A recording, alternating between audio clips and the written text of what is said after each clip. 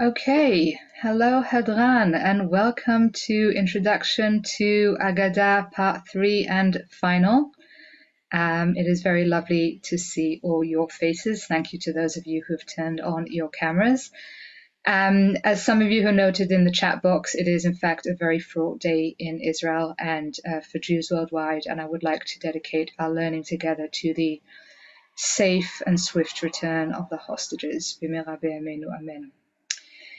And as always, some technicalities. I will be sharing my screen. I will be asking for readers. I welcome your brilliant answers to my many questions in the chat box and questions to me. And I promise to end this class with a good 15 to 20 minutes time for unstructured oral Q&A at the very end for any leftover questions that you might have once we get to the very end. And so, bit of a recap. Last class I shared with you the basic reading rules for reading and interpreting really any piece of rabbinic narrative, any rabbinic story. And then I sent you to apply those reading rules to the tragedy of Heruta. And I am very excited to hear what you came up with. And so we began our rereading of because rabbinic stories, as I said, can never just be read. They must always be reread. And we began our rereading of the tragedy of Heruta by uncovering the psychological roots of the very pervasive Madonna whore paradigm. I shared with you that Sigmund Freud, who in some ways is the founding father of archetypal criticism, which is the particular way that I like to read the stories of the Talmud, basically assumes that if you see a particular archetype recur in stories throughout history and across culture, you can assume that the root of that archetype is not social but psychological, that it derives deep within the human psyche. And Sigmund Freud looks around, kind of like we did during the first class of this series, and notices that every mythology, every folklore, every narrative, every culture essentially has this division of women into Madonnas and whores. And so he assumes, correctly I believe, that the root of this division is in fact psychological, and he translates the Madonna whore paradigm into the Madonna whore complex. Just to remind you, the Madonna whore complex for Freud plagues men who, as they grow older, fail to establish a healthy or affirming attitude towards sex. And therefore they develop this complex, where they divide women into loved but undesired Madonnas and desired but unloved whores. Where they love, they do not desire, and where they desire, they cannot love, says Freud. If a man suffering from this complex comes to love and respect a particular woman, he will not be able to desire her. Ultimately, he will not be able to perform with her sexually. It is a form of psychological impotence. And then a man in this predicament will often find his sexual outlet in what Freud calls a debased sexual object, a low-class, loose woman who he can freely desire without having to respect. And based on this psychological theory, I put it to you that it is not, as most scholars claim, an aversion to sexual relations with his own wife that plagues Avchia. It is rather an aversion to sexual relations specifically with his wife, the Madonna. And at this point, I want to begin our actual close rereading of the story. If you remember, to zoom in and read a story in the Talmud, we basically need to break it down to its literary building blocks. These are structure, setting, characters, plot, and then themes, motifs, and symbols. I trust you all use these as you read the story in Heruta last week. And I want to begin with structure. I'm going to share my screen at this point just to flash up the story so that we all have it in front of us. And I want to ask, and please do use the chat in your responses, how many acts or scenes did you break the story into?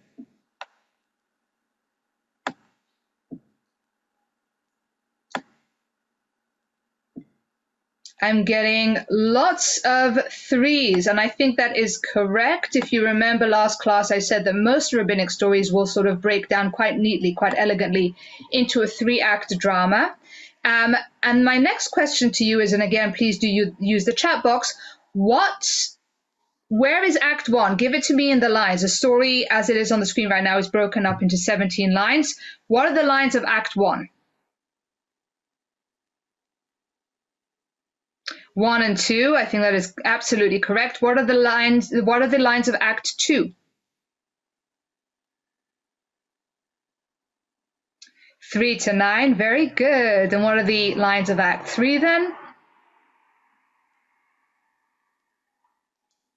10 to 17. Fantastic. And I only do this to people I very deeply love. I actually prepared a PowerPoint for you all so we can see the actual way this breaks down. So, one moment.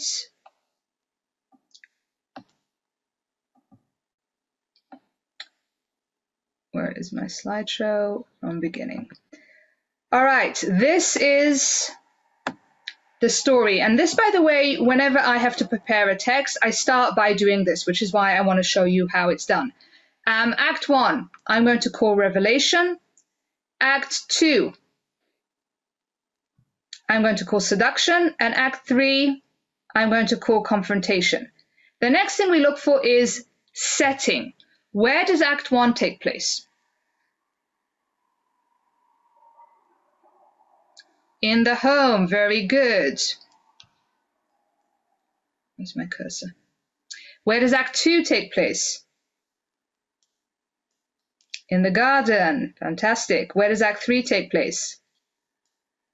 Back in the home. Very good. The next thing we look for is characters. Who are the characters in Act 1?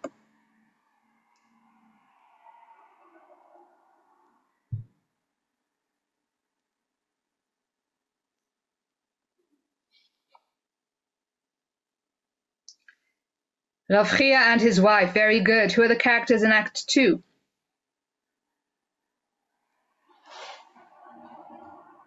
Rav Chia and Heruta. I appreciate that nuance. I think it is correct. And who are the characters in Act 3?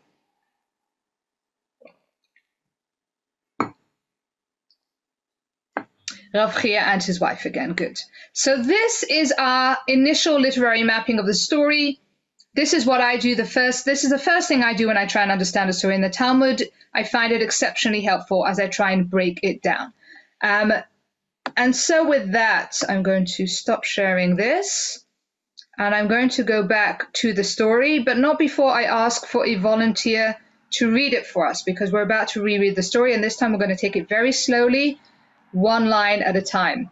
Anita, Maggie, if we can unmute Anita. Laura, don't go far, you're next.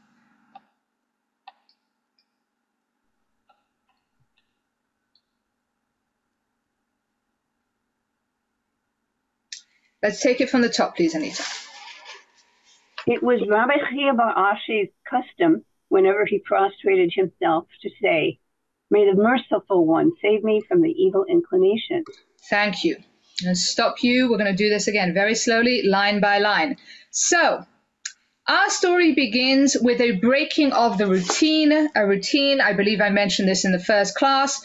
Rabbinic stories, very much like folk tales, will begin with a break in a routine. This is what happened every day, and one day something different happens. The routine, as it is described in the first line, is a routine of marital abstinence. This is a husband and wife who have gone for years without a moment of intimacy. Now, if Rav Chia does in fact suffer from the Madonna whore complex, as I am suggesting, and as I think the story bears out, and we will see this, he would regard his wife, an object of what Freud calls sacred love, as far beyond the realm of the sensual, divested from all erotic desire.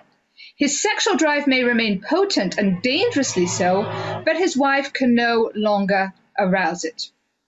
Rav Chia, by this reading, doesn't refuse to fulfill his marital obligations. He simply can't.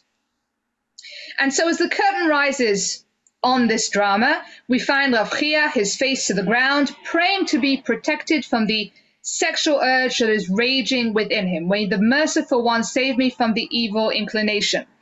The lust from which Rav Chia is praying to be saved is not, again, contrary to how most scholars read it, lust for his own wife.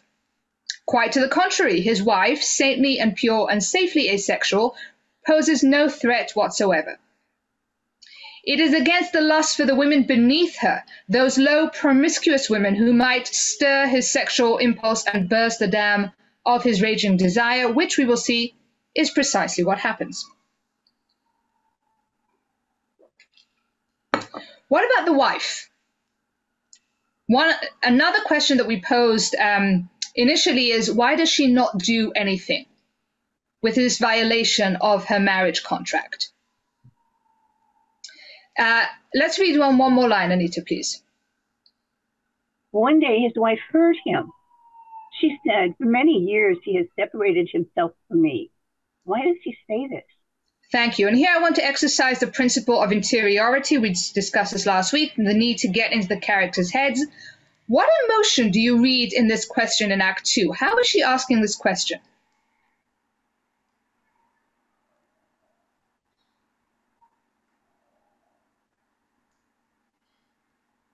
She's saying it to herself, that is true, but what emotion do you read in this question? Shocked. I think that is correct, LW.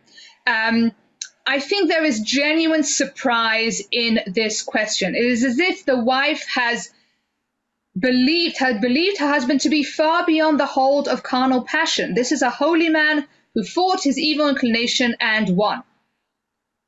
As such, the wife might have agreed to waive her right to sexual relations, and that is a halachic prerogative. A wife can release her husband from his sexual obligation toward her, yielding to what she believed to be her husband's wishes. And I want to say that here is the full extent of the tragedy of the Bar Ashi's marital life. We have a husband and wife, each contending with unfulfilled sexual needs, and each believing themselves to be alone in the struggle. What makes the situation all the more pitiable is their apparent inability to talk about it. Absolutely correct, Miriam, if only they had communicated. Note that throughout this entire first act, and it is short, it is just 2 lines long, but it does depict a routine of, quote, many years. Rav Chia and his wife engage in no dialogue at all. Rav Chia prefers to confess his yearnings in prayer, afraid perhaps that if he made this admission to his chaste Madonna-like wife, she might despise him. And the wife, for her part, does not dare tell her holy man of a husband of her secret cravings for fear of incurring his contempt. So it is not just sexual relations that Rav Chia and his wife abstain from, it is all relations. Until this routine is, quote, one day broken. If you want to look for the break in the routine in these stories, look for the phrase one day, because that is often the indication. I think that's a very good question, Naomi. I'm going to address it. By the way, once again, I'm going to apologize. There is a flurry of messages in the text box, which is how I like it, but I cannot keep up with them all. If there's anything absolutely urgent, Maggie will bring it to my attention. Otherwise, please save the questions, and I promise to leave ample time at the end for a Q&A. One day his wife heard him. Overhearing Rav Chia's anguished plea, the wife realizes how wide the gulf between them has become. How her husband is no more a holy man than she is a Madonna. How her own secret longings are mirrored by his. What does she not do at this point? What might we expect them to do? Talk to him, exactly. Bring it up one night over supper. Why does she not talk to him? Not a rhetorical.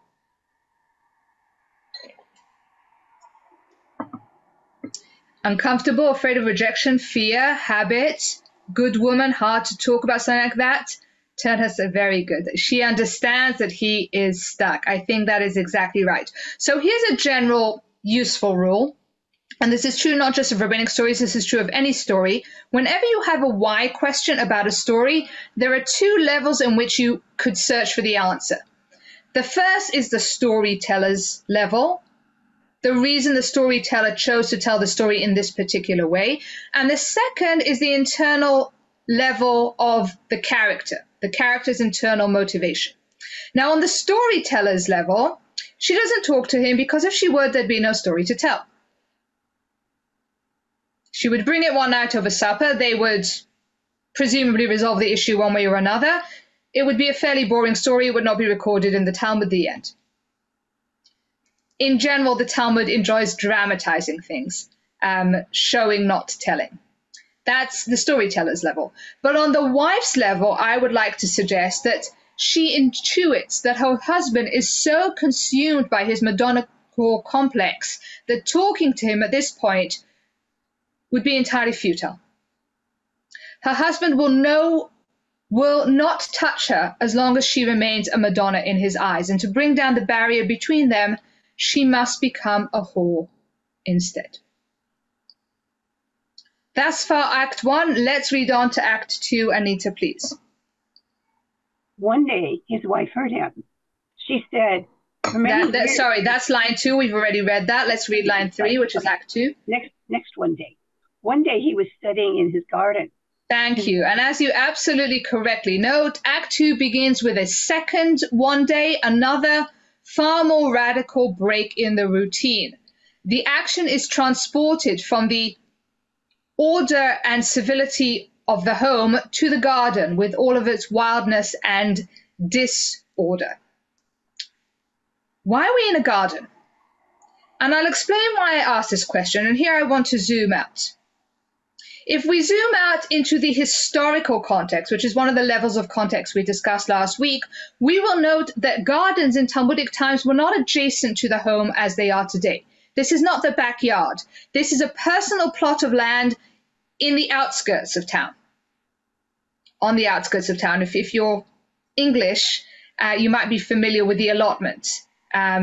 People in London have like a personal patch of land on the outskirts of London where they can grow their vegetables. This is kind of the same thing.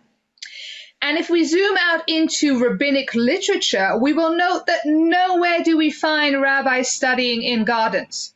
It doesn't happen. The one exception to this rule is when the rabbis are actually discussing the flora and fauna. So why are we in the garden? Sorry, you've probably given me all your answers already. So temptation in the Garden of Eden, says Jody. I think that's absolutely correct. Let me just scroll up a bit. A discreet meeting, I think that's absolutely true.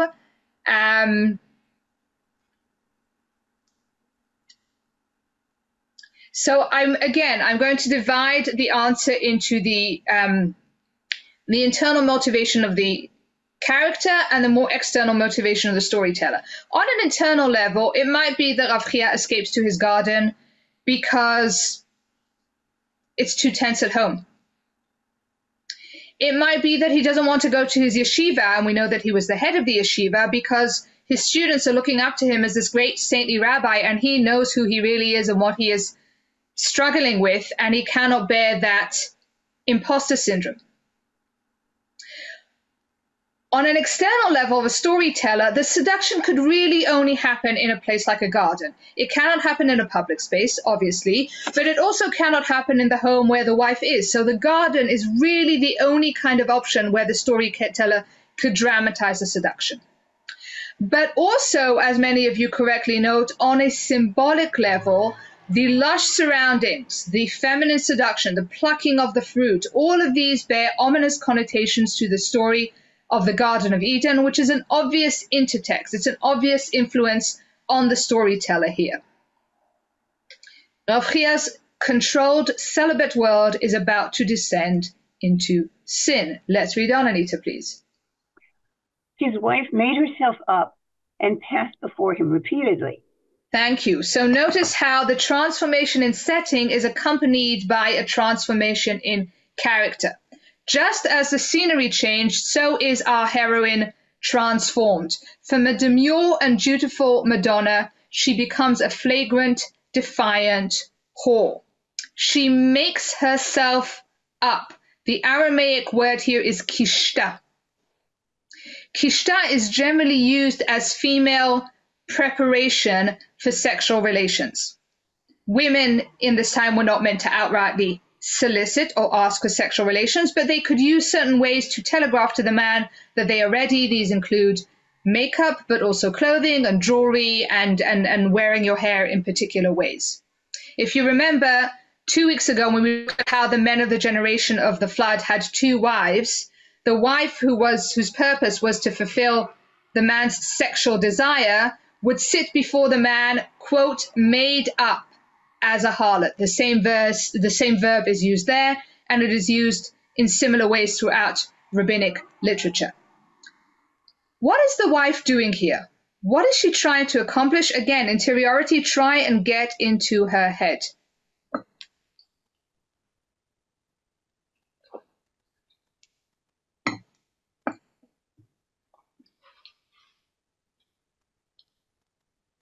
She's trying to seduce him for sure. My question is why?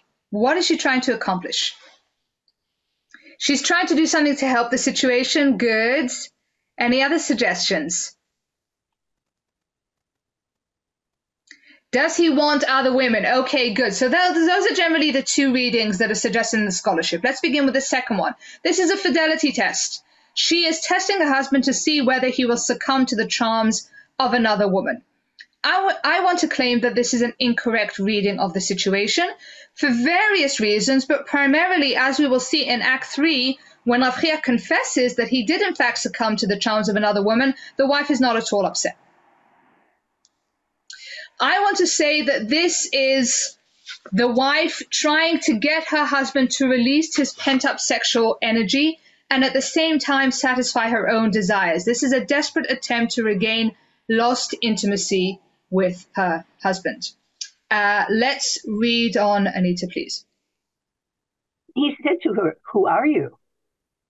She said, "I'm Heruta, and I just returned today." Thank you. So as soon as Rav Chia sees this, to quote Freud, ethically inferior woman, he demands her identity. Who are you? What does he not do at this moment? What does he fail to do?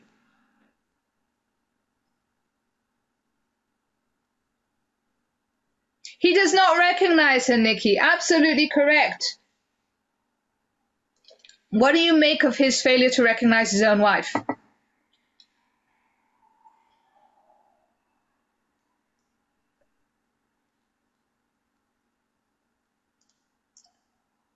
He is really far removed from her. I think that is absolutely true. I think this attests to the severe degree of alienation between this husband and wife.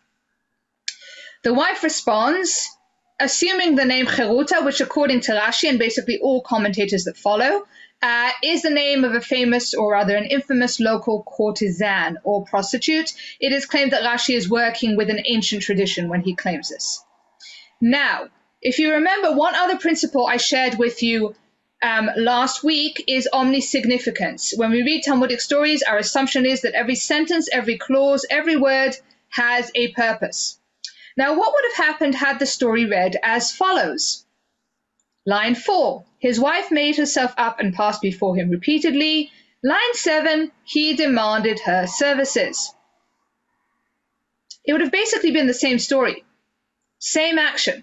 In fact, this 2-line dialogue in lines 5 and 6 merely slows things down. It takes this very dramatic sequence and stretches it seemingly unnecessarily. So why are these, and when you see something that seems to be redundant in a story, you must question. Why are these 2 lines here? What is their function? What are they meant to do? Once again, not a rhetorical. What are these 2 lines doing here? They build tension. I would say in some ways they suspend the tension. They build suspense. Assert her agency, see that he doesn't recognize her.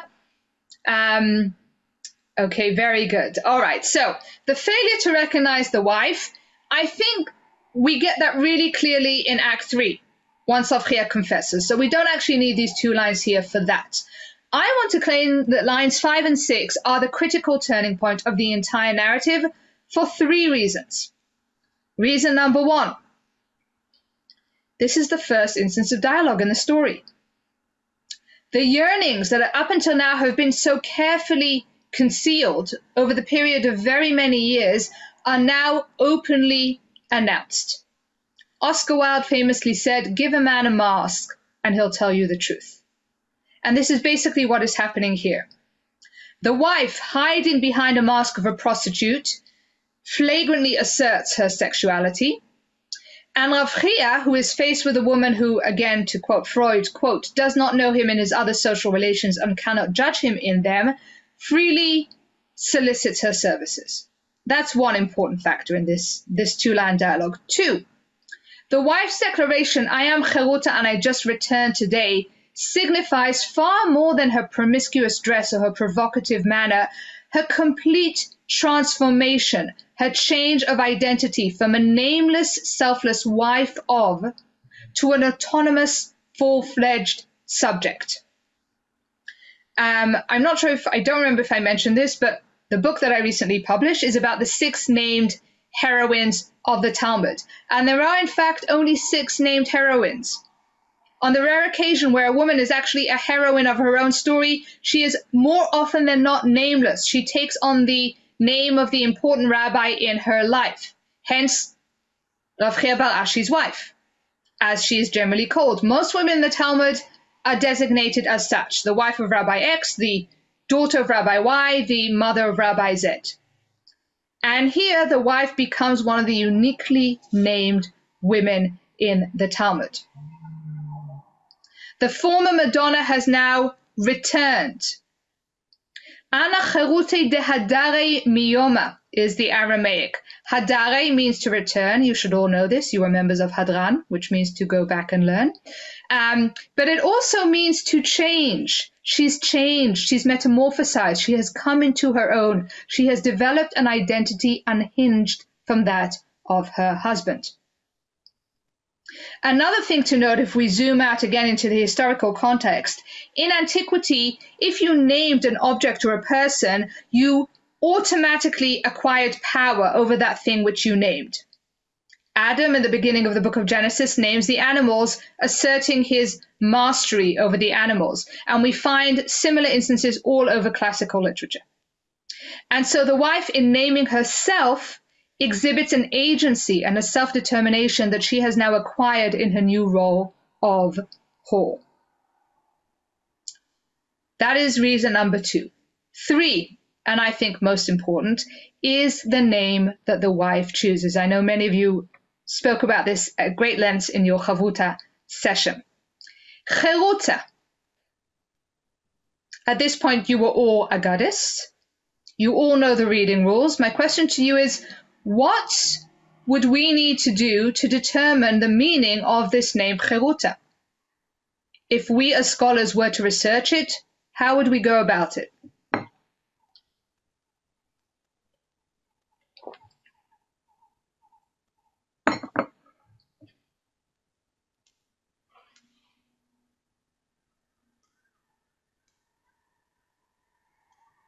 Fantastic, Michelle. Yes, we would zoom out. We would look at this name in the context of the Talmud and indeed all of rabbinic literature.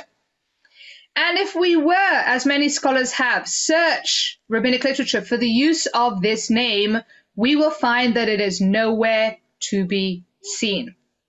The name Heruta appears nowhere else in rabbinic literature, making it a hapax legomenon, which is a fancy way of saying a word that appears only one time within a body of work. And so scholars have a really hard time in determining its precise meaning. Heruta has generally been explained as freedom, as many of you said, because of the obvious similarity to the Hebrew word cherut.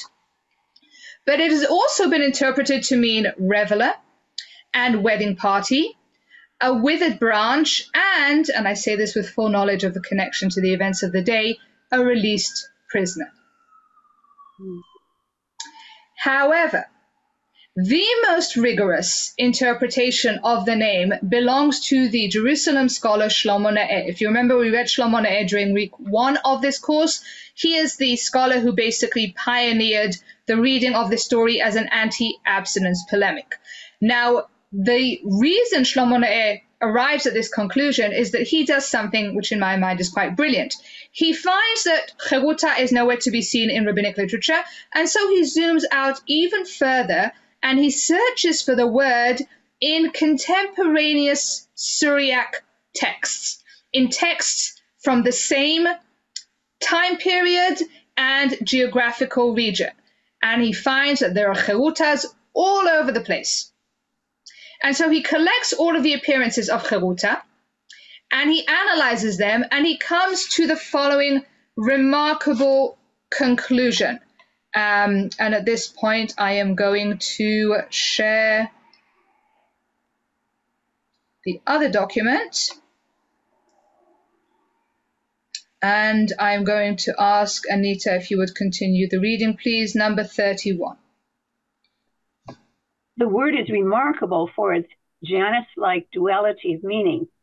On the one hand, it reflects a life of self-control and suppression of impulse, the celibacy and dignity that are the obligation of the social class of free persons.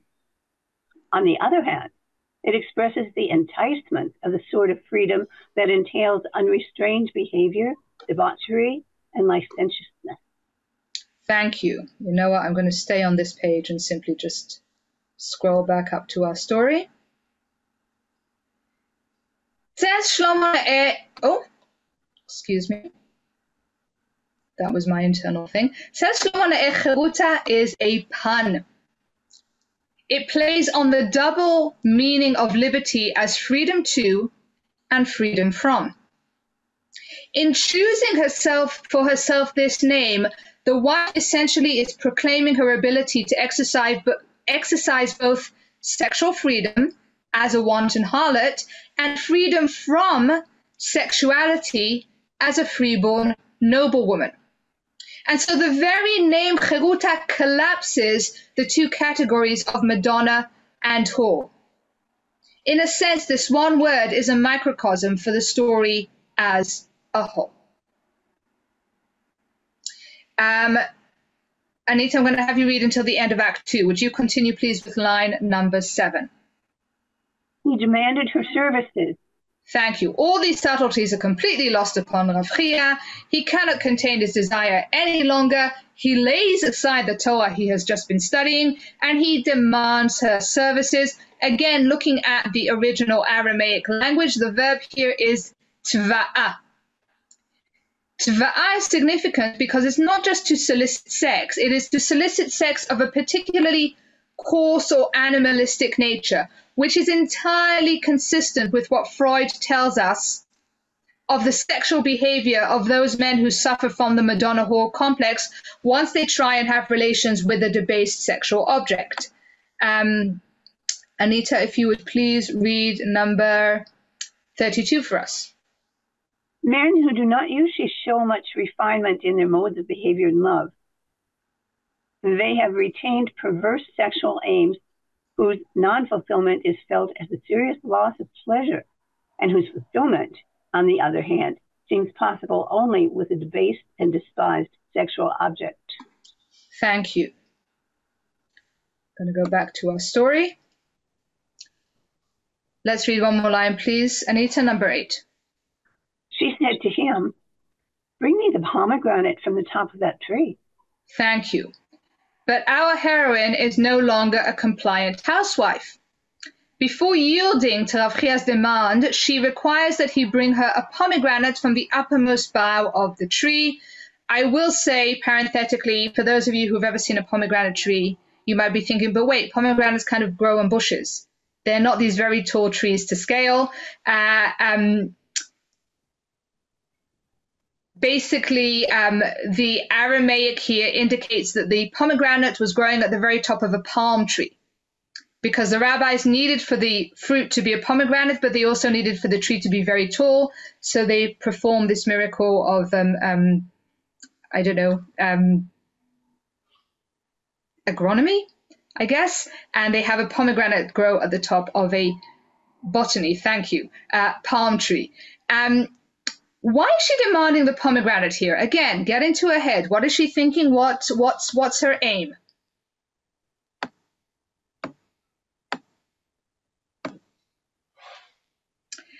Okay, so Nechama, you're already referring to the symbolism of the pomegranate, and we'll talk about that when we get to Act 3. Okay, so less passive, she wants to chase, she wants proof. Fantastic. So you might say she's leaning into her role of prostitute here. She's really playing the part, and a prostitute would never give herself over without first demanding pay. And we know that pomegranates were, in fact, used as payment in these situations. But I think, again, that this is all part of her very elaborate plan. If she is going to cure her husband of his complex, she must be able to prove her identity to him after the deed is done. Let's read one more line. He jumped up, went, and brought it to her. Thank you. Rav Chia, with his desire of flame, scrambles up the tree. Now, I will say, again, parenthetically, I'm not a big fan of finding phallic symbolism everywhere. Sometimes a cigar is, in fact, just a cigar. But I think you would not be wrong to find it here. If you remember Act 1, I suggest to you that Rav Chia at this point is suffering from psychological impotence and inability to perform with his wife. And not coincidentally, he is lying on the floor. And then Act 2, when he is aroused, he is climbing a tree. I think the phallic symbolism here is fairly obvious. He climbs up the tree, plucks the fruit, hands it to his wife, and scene. The narrator modestly brings the curtain down, and we can only infer that the seduction has succeeded. Act 3, confrontation. At this point, Laura? Can we please unmute Laura? Thank you, Anita, for your services. And I'm going to have you pick up. Laura, you got to raise your electronic hand so Maggie can see you. No, your electronic hand, not your real hand, although I can see you. Okay, great. Laura's unmuted. Thank you. Pick it up from line 10, please. We are now in Act 3.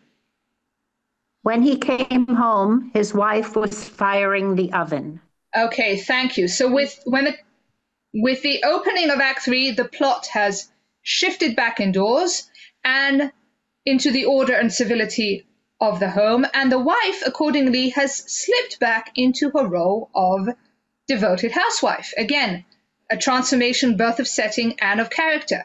As the curtain once again rises, we find her firing the oven, making dinner, engaged in the most wifely of chores. She has gone from Madonna to whore to Madonna, from kindling her husband's lust to kindling the kitchen fire with complete effortlessness. She is pure and promiscuous, saintly and seductive, dutiful and defiant, all of those opposites that we noted when we explored the archetype of the Madonna whore paradigm in our first class. All of these opposites completely dissolve in her person. Let's read one more line, please, Laura. He went and sat in it.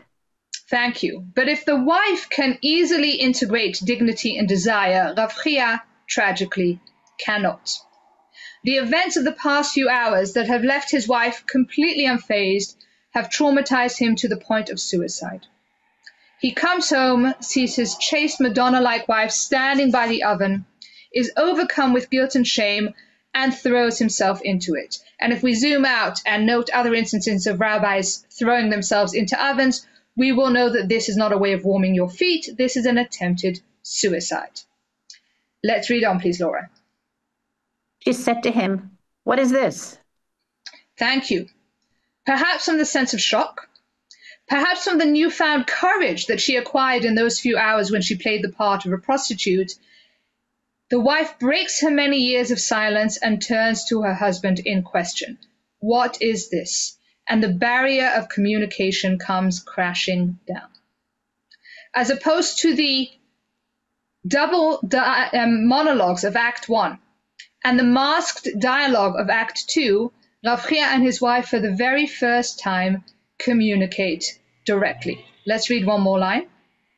He said, "Such and such happened." Thank you. Unable to keep it from his wife, Rav Chia confesses to his transgression, afraid perhaps that now that she knows the truth about him, she will despise him forever. Let's read on.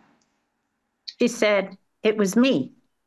Thank you. And yet, rather than pain or anger or derision, his confession is met with one of her own. It was me. Excuse me.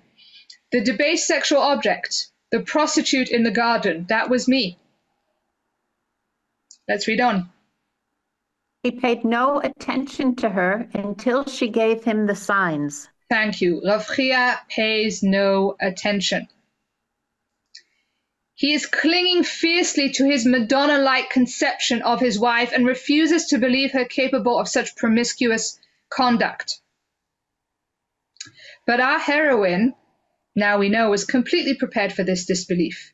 She had read the situation correctly, and she immediately produces the signs, which all scholars read as that pomegranate that she required as pay.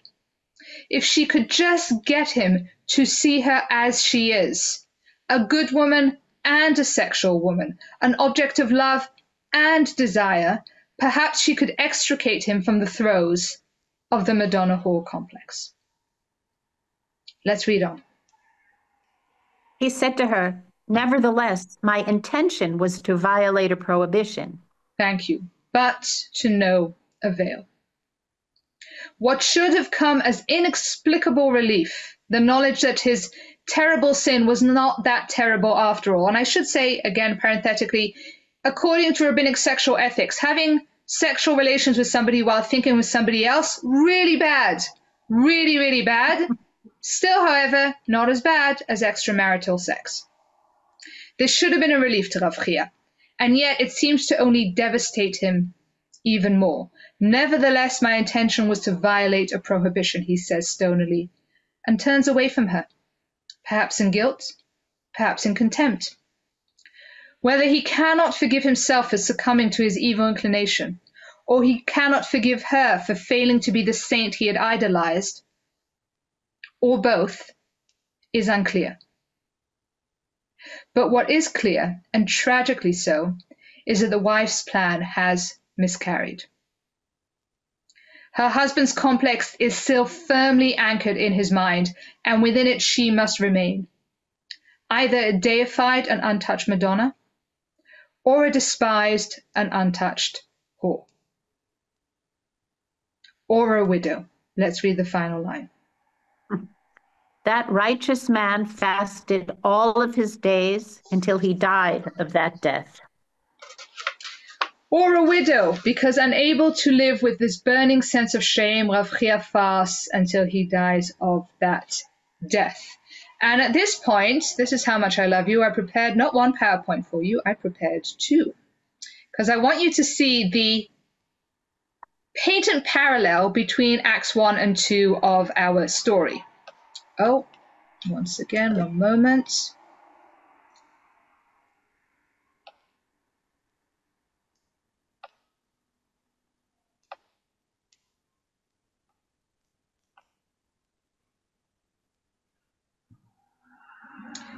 Okay, Act 2. She makes herself up and passes before him. Act 3. He throws himself into the oven before her. Act 2. He questions her. Who are you? Act 3. She questions him. What is this? Act 2. She reveals her sexual self. I am Heruta. Act 3. He reveals his sexual self. Such and such happened.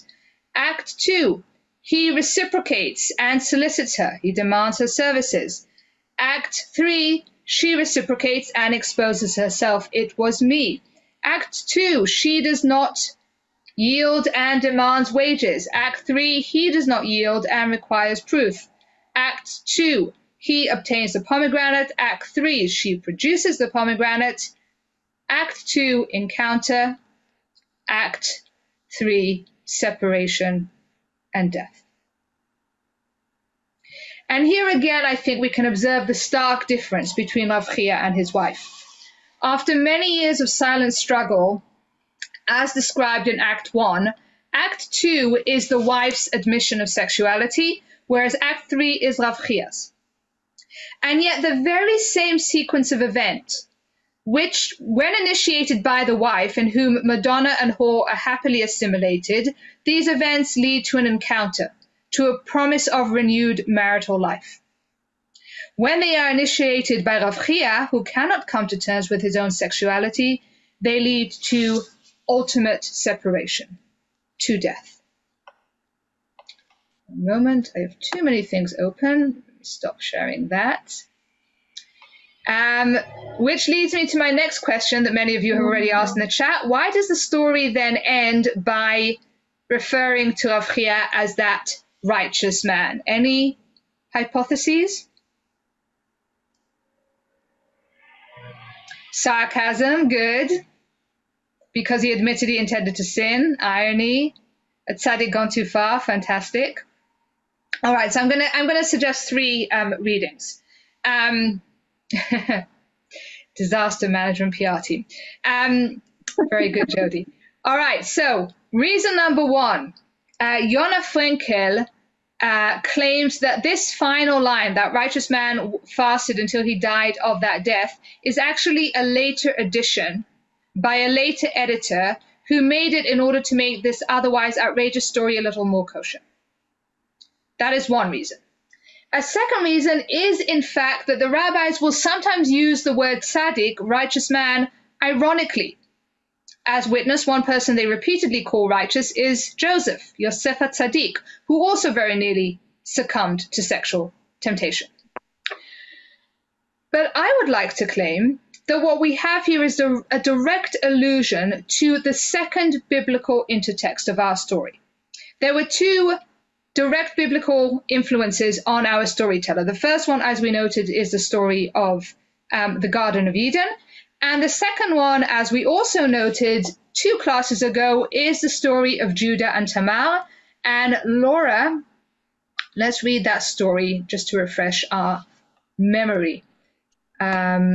This is number 20. No, this is, I cannot see the numbers. This is number 25, Laura, if you could read it for us, please. And as Laura reads, look out for the very many parallels between this story and the tragedy of Heruta, because I will be asking you about them. Go. Tamar took off her widow's clothes, covered herself with a veil to disguise herself. When Judah saw her, he thought she was a prostitute, for she had covered her face. Not realizing that she was his daughter-in-law, he went over to her by the roadside and said, "Come now, let me sleep with you." "And what will you give me to sleep with you?" she asked. "I'll send you a young goat from my flock," he said. "Will you give me something as a pledge until you send it?" she asked. He said, "What pledge should I give you?" "Your seal and its cord and the staff in your hand," she answered. So he gave them to her and slept with her, and she became pregnant by him. After she left, she took off her veil and put on her widow's clothes again. About 3 months later, Judah was told, "Your daughter-in-law Tamar is guilty of prostitution, and as a result, she is now pregnant." Judah said, "Bring her out and have her burned to death." As she was being brought out, she sent a message to her father-in-law. "I am pregnant by the man who owns these," she said. And she added, "See if you recognize whose seal and cord and staff these are." Judah recognized them and said, "She's more righteous than I, since I wouldn't give her to my son, Shelah." Thank you. All right, so Anita has just thrown a whole bunch of parallels into the chat, all of which are absolutely correct. Any other parallels that you note? Very good, Karen. Anything else? Yep, good, Denise, correct.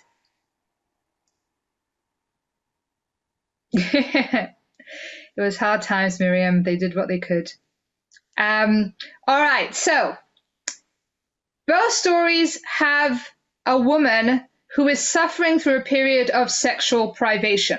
In this case, Tamar is waiting for years and years to marry Judah's third son, and Judah is reluctant to let that happen because his first 2 sons died after they married Tamar. In both cases, the woman takes matters into her own hands and disguises herself as a prostitute. In both cases, the man fails to recognize his kinswoman. In both cases, there is an outdoor seduction. In both cases, there is a demand of pay, which is later used as proof. In both cases, there is a punishment of death by fire. And in most cases, we have a transition from Madonna to whore with a simple change of dress. So two remarkably similar stories, two diametrically opposite endings. While our story ends with death, this story ends with birth, with new life, as Tamar gives birth to twins. And I want to claim that the point of divergence between these two narratives is how the men respond when they discover the true nature of their transgression. Judah is quick to admit, Tzadka mimeni, she is more righteous than I. Whereas Rav Chia remains otot tzadik, that righteous man in his own eyes, digging himself deeper and deeper into self-flagellation and guilt, unable to see his wife to the very end. All right, I want to take you back to our reading rules for a moment.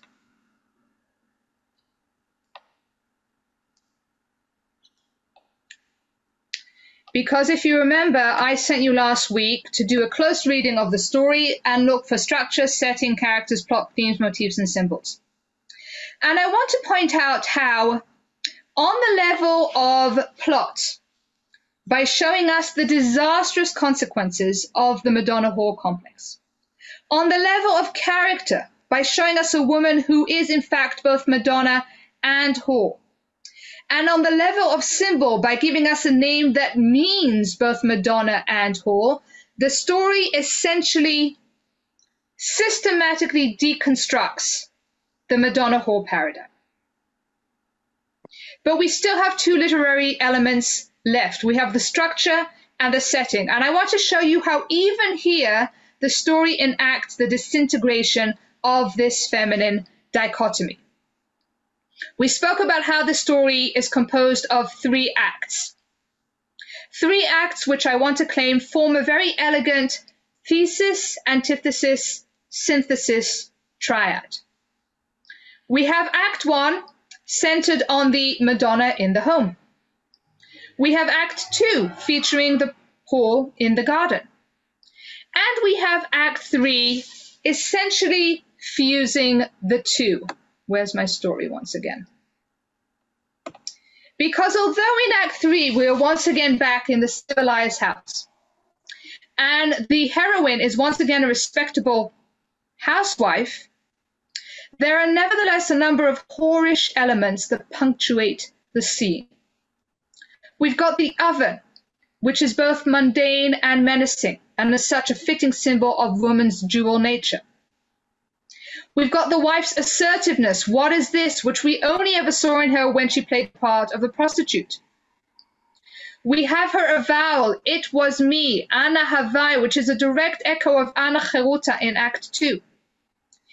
And we have the pomegranate, which, as many of you noted, and which scholars have claimed, is a double symbol both of fertility and desire. Fertility because of its many seeds, desire because its juice was believed to be an aphrodisiac. All of these elements conflate Acts 1 and 2, blurring the boundaries between home and garden, order and chaos, propriety and passion. The story itself, like its heroine, signifies the collapse of the feminine dichotomy, and Madonna and whore become one. I'm going to say one final thing, and then I will open up for questions. The final principle of reading, which I shared with you last week, is what I call axiology. These stories, as I noted, are not historical. They are educational. They are there to convey a certain moral, a certain value, a certain worldview. And so the final question I charge you to ask yourselves when reading the story is, why are the rabbis telling us this story? What is the lesson they wish for us to learn? And I want to claim that it is genuinely remarkable that in antiquity, a world which, as we saw, was so steeped in the feminine view, the dichotomous view of women, this story emerges as a critique, a rabbinic critique of the Madonna-whore paradigm. The rabbis were able to transcend their historical context and say, you know what? This division does not work. It is incorrect. Women cannot be forced into exclusively reproductive and sexual roles. No woman is wholly pure, as no woman is completely promiscuous. And viewing them as such is not just profoundly unethical, it is also patently untrue.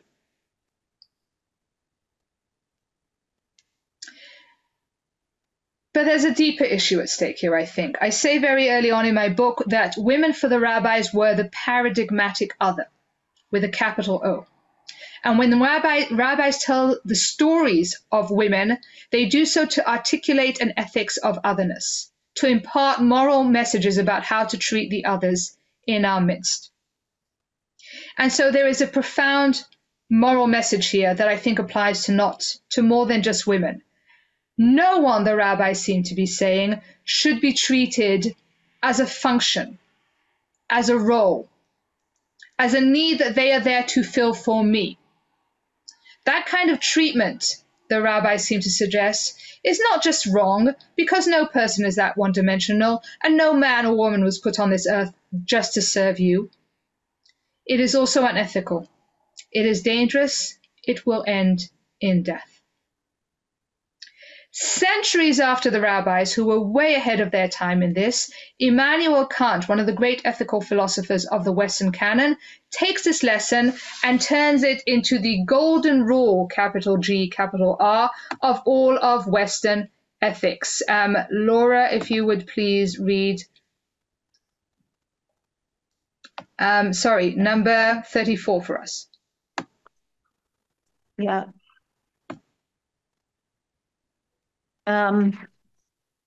Act in such a way that you treat humanity, whether in your own person or in the person of any other, never merely as a means to an end, but always at the same time as an end. Thank you. Never treat a person as a means to an end, always treat them as an end to themselves. A few centuries after Kant, Martin Buber, the German Jewish philosopher, basically elaborates this in his monumental philosophy of I and Thou. If you'd finish us up, please, Laura, by reading number 35 for us. Sure. The real, though certainly swaying and swinging boundary, lies between thou and it, between the present and the object. The relation to the thou is direct. No system of ideas, no foreknowledge, and no fancy intervene between I and thou. No aim, no lust, and no anticipation intervene between I and thou. Desire itself is transformed as it plunges out of its dream into the appearance. Every means is an obstacle. Only when every means has collapsed does the meeting come about. If I face a human being as my thou and say the primary word I thou to him, he is not a thing among things and does not consist of things. Whole in himself, he is thou and fills the heavens. This does not mean that nothing exists except himself, but all else lives in his light. Thank you. Only when every means has collapsed does the meeting come about, says Buber, and maybe that is why Rav Chia and his wife failed to meet in the end. And this, I want to claim, is the ultimate lesson of the tragedy of Heruta. We must see the other as we ourselves wish to be seen, in all of their fullness, in all of their complexity and beauty, as the thou that they are. Only then can we truly have a relationship. Only then can we really have an encounter. And with that, I want to thank you for bearing with me through 3 weeks of introduction to Aggada. And I open the floor to all the things that I couldn't get to over the past 3 weeks. If you'd like to ask a question, please raise your electronic hand. And Maggie, at some point within the proceedings, maybe you can tell me if there are any questions in the chat that I missed. Any questions, comments? Because if not, I can just let you out early and you can all go back to watching the news. Sylvia, yes. And then Miriam.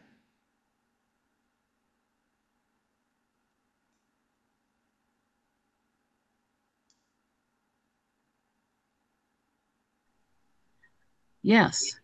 Okay. I'm trying to unmute. I guess I'm unmuted.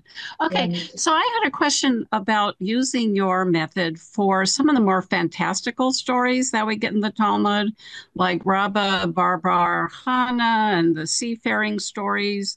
Would that, could we apply these principles to giant birds and giant fish and things?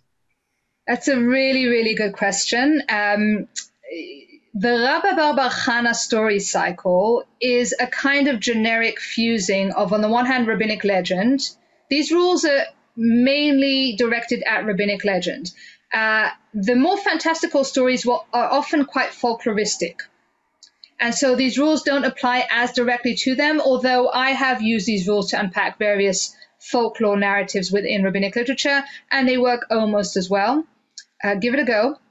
Tell me what you find, and then write to me and share your conclusions. Miriam, and then I see Anita, and I see Diane. Hi. Thank you for all the teaching. I have a question about why did you call this the tragedy of Heruta and not the tragedy of Rabbi Chia? Because he seems to be the one who was unable to connect and to. You're absolutely right. By rights, the technical term tragedy, whereby a person finds his death at the end through his own wrongdoing, that absolutely applies to Rav Chia.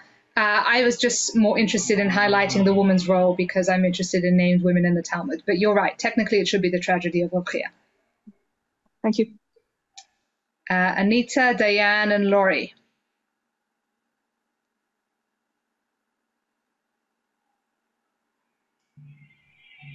I'm troubled with the other. I mean, generally speaking, for like all of us, with my friends, with people I know, with strangers, treat the stranger as yourself, seeing the other within our own, as complex humans, and actually seeing them as Rachia did not see his wife. However, when we get into like the terrorists,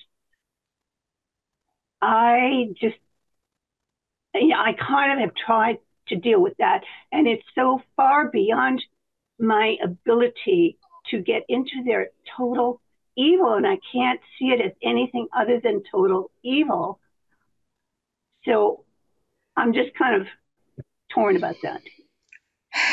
That is a fantastic question, and I'm not sure I can answer it adequately within the confines of this Q&A. I will say that is a whole lot of my face. I really don't want to see my face that largely. I will say that the Talmud already back then says you have to distinguish it. You have to distinguish the act from the actor, the deed from the doer, and you can hate the deed profoundly. And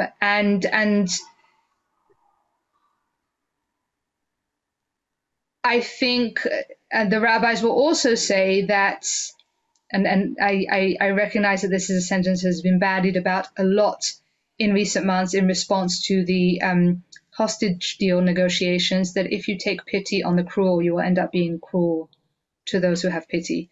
And so the rabbis realize that, yes, you have to see the humanity of the other always, but not to the extent that you end up causing more harm than good. And so I think, listen to them speak. Sorry? All the interviews with these people. I mean, what they say. I know. We've all managed to think about something else for the past hour. So we're all going to go back to the news. But let's stick to Talmud right now, because I feel like I know what I'm doing when I'm talking about Talmud and this reality. I'm not too sure that I'm the right person to comment on.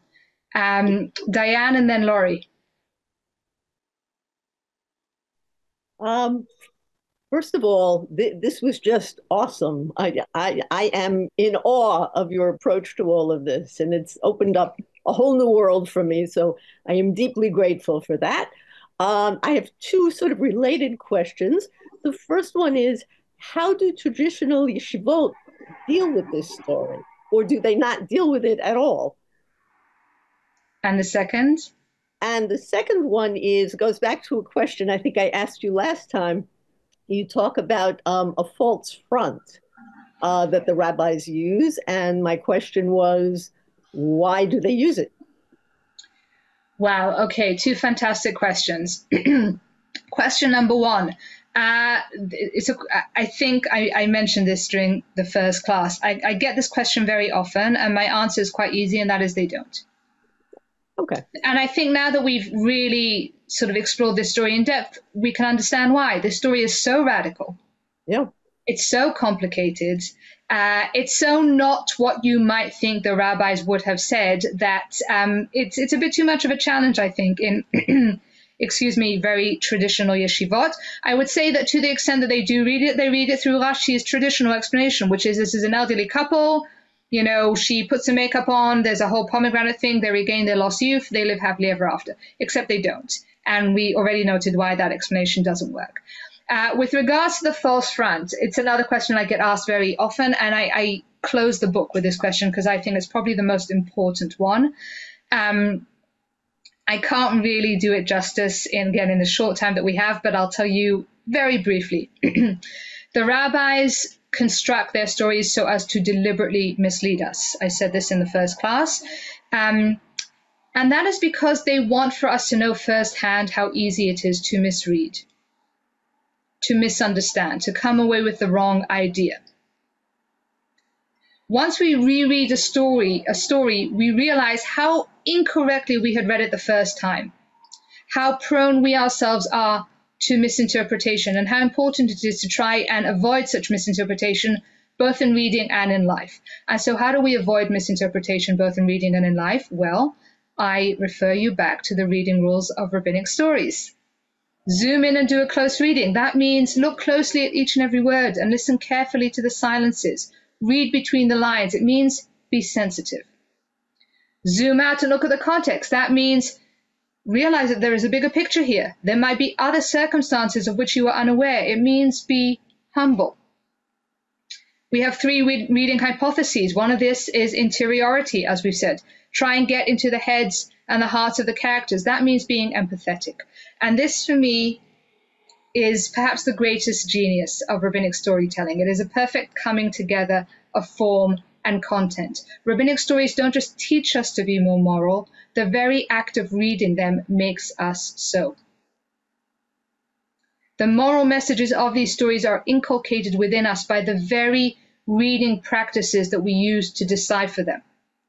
These stories force us, in the process of their own revisioning, to look beneath the surface, and they shape us as their readers to be more sensitive, to be more humble, to be more empathetic, to be more moral, both in reading and in life. It's one of the reasons I so love them. Laurie. Yeah, I echo the words that came before. It was brilliant. It was wonderful. I learned so much. I have a question. When you were speaking, you said that there are 6 women that are named. Can you tell us who those 6 women are? Yes, I can. All I want to do is tell people their stories because they're each and every one of them absolutely fabulous and radical and brilliant. And thank you, Miriam, for holding up the book. Yes, they're all in the book, as you can see in Miriam. All in the... Okay. So Yalta the shrew, Choma the femme fatale, Malta the prima donna, Heruta the Madonna whore, Boya, thank you, Leo, the overreatrix. If you want to know what that word means, you have to read the book, and Ima Shalom, the fallen angel in the house. Wonderful. Those are the only 6 women who both have their own name and are heroines of their own stories in the Talmud. Wonderful. Thank you. Thank you. Lucy. Wrote my question in the chat, but I guess I'm wondering how you're actually seeing that the message is an understanding of the dangers of the Madonna and the whore, because it seems to me that the story ends with the rabbi dying. It doesn't end with a support for the wife. It doesn't and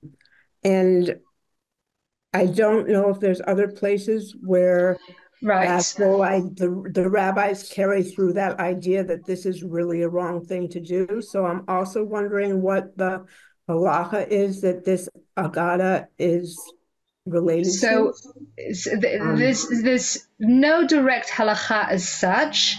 My reading is that the story ends tragically because Rav Chia is incapable of seeing his wife as both Madonna and whore, which is what this story is coming to say. And yes, we have many, many, many other instances in biblical and rabbinic tradition where we find a polemic against the Madonna whore. Tamar is another instance. Another instance, if you will, is the biblical law that if you, as a Jewish soldier, see a beautiful non-Jewish woman on the battlefield, you are not allowed to take her there and then. You're not allowed to commit battlefield rape. Instead, you have to take her home, let her mourn for her family, and if after a month you still want to keep her, you have to marry her. And that, for me, I guess this is halachic in a way, that is a biblical pushback against the Madonna whore. You're only desiring this woman at this moment because she is a debased sexual object in your mind. You really want her? Bring her home, see if you can love her, not just desire her, and then you can have her. And that is precisely a polemic against using women for these two different functions. I'll say one more thing, because I have many thoughts on this subject. I don't generally teach Bible, but I do have a class on what I call the 6 righteous temptresses of the Bible. There are 6 stories in the Bible where a woman redeems through an act of sexual transgression. It's a story that the Bible tells again and again and again and again. You can guess who these 6 women are. And in my mind, the Bible keeps telling this story because it wants to show us that women can be both pure and promiscuous, both righteous and licentious, which is why they bring about the redemption through these acts of sexual transgression. And again, there are many more such instances, but if you know to read both Bible and Talmud with these eyes, you will find a consistent Jewish pushback against the Madonna whore paradigm. And I don't know about you, but that makes me really kind of proud of our tradition. But is it two things? Is it self-conscious? And second, I see the story with Tamar and Judah is a little bit different. It's a lot different. He's not married. No, I agree. There are various differences. I do want to leave some time for the written questions, and Maggie, I'll be asking you about them in a moment. Sorry, your first point, Lucy, was... Oh, is it intentional? Yes. I would say it's absolutely... It's too consistent to not be intentional. If you see the same thing happening again and again and again and again, I think you have to assume a degree of intentionality on behalf of the author. Maggie, I feel like I've missed a million questions. Is there anything pressing? No, there isn't. Oh, wait, okay. Are there other books that I would recommend? Thank you for that, Maggie. Please mention the name of 6 intent. No, I'm not going to, Heruta. You can all put them in the chat box and see if you can hit all 6. Are there any books that I would recommend? Yes, I would highly recommend the book of Mori Rabbi Professor Jeffrey Rubenstein, Talmudic Stories. Professor Rubenstein was both the advisor for me when I worked on this book, and his book was my first introduction to rabbinic literature, so I highly recommend it. I see EH has raised their hand. One moment, EH, just before you ask a question. Doesn't Judaism attempt to bring resolution to all splits of the midot virtues? Not really, Liz. This whole idea, if you're talking about, correct me if I'm misunderstanding you, talking about the whole idea that that the virtues are basically have to be a middle point, a golden mean between 2 vices on extreme ends, that is not a classical Jewish idea. That is a much later development. It is brought into Judaism by Maimonides, who takes it from Aristotle, and it only really enters Judaism in a later stage, which is the Middle Ages. And I'm rather a purist. I believe that if it comes after the rabbinic period, it's only really partly Jewish. It's not authentically Jewish. So I'm less concerned with that, if you allow me to be a snob about these things. David, do we see Heruta learning and growing in Act 3? Yes, I think that's absolutely the case, David. I think that Heruta exhibits an ability to assimilate and to grow and to expand herself, whereas Rav Chia really can't, and that in a way is his tragic downfall. Can we unmute EH if EH still has a question? EH, please do re-raise your electronic hand because you've disappeared. And then Maggie can let you unmute yourself. I think we've lost EH. Oh, are they unmuted? EH, if you are muted, now's your time. Can you hear me? Yep. Okay. So I understand. First of all, of course, I so much appreciate this class. It's been so enlightening. Such a fresh By the way, approach. the open Q&A is not me fishing for compliments. You don't all have to say that, but thank you very much. That's very kind. But yes, it's true from all of us, I'm sure. But before you went into the whole thing, and we examined it from the whore and the what should I call it? The tzedekah type of thing. I just thought of it in terms of the rabbis telling us very strongly and comparing the story with Heruta to the other two rabbis who also sinned, that they were actually saved, and Rav Chia was not.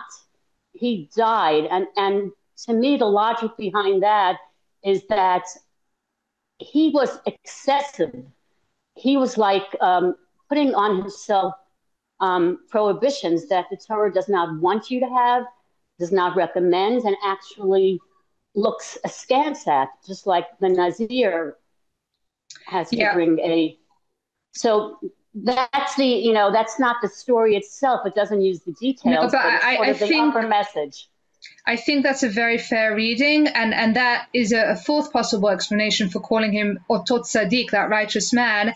It kind of harkens to that biblical warning, Al tehi tzaddik harbe. Don't be too righteous. Don't put too many stringencies on yourself. It won't end well for you. So yeah, I think that is a very fair way of reading the story.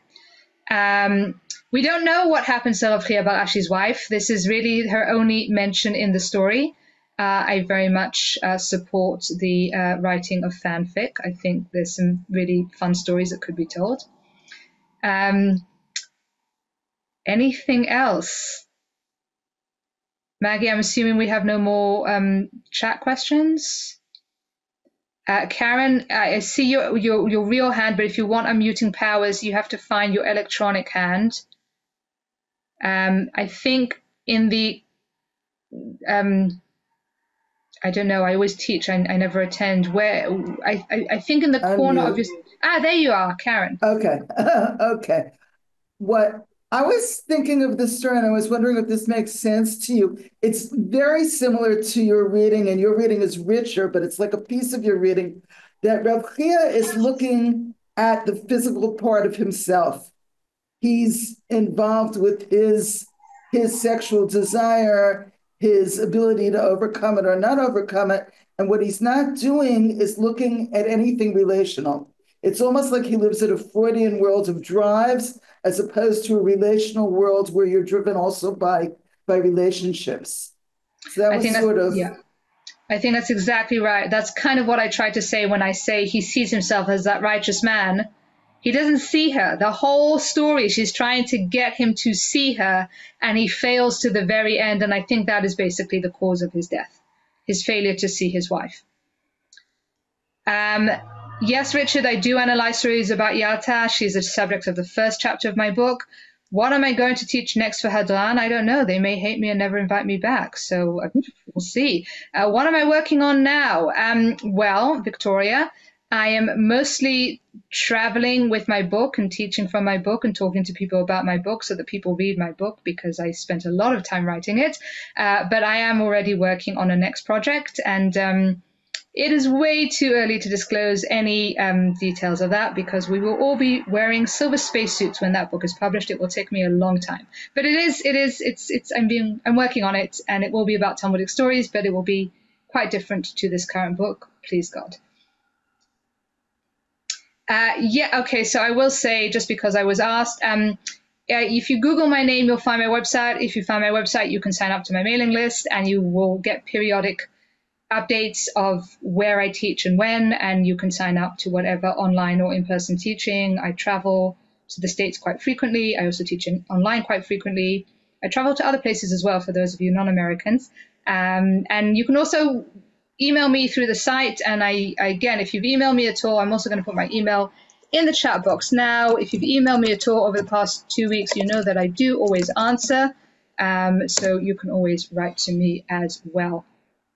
Denise, I'm coming to the UK in the end of February, please God, for Jewish Book Week.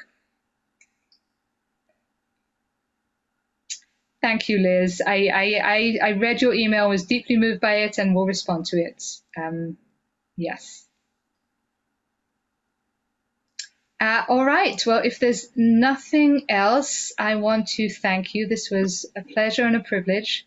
Hadran, you are a fantastic group. I had a great time. Continue learning, continue doing the daf for those of you who are, continue learning Talmud in one form or another. And even if you, for any reason, don't learn Talmud, take these reading rules of being sensitive, being humble, being empathetic, being moral, bring those into your lives. And good luck to you all. And before you leave, I wanted to say thank you to Unify for really taking part and becoming really part of the Hadran teaching team.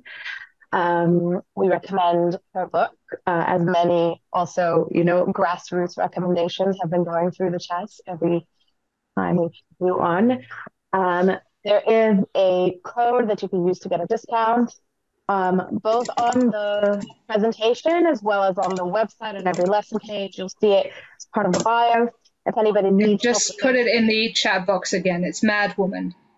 There you go as well. Yes. And thank you everybody who took part, both live on Zoom and everybody who's been watching.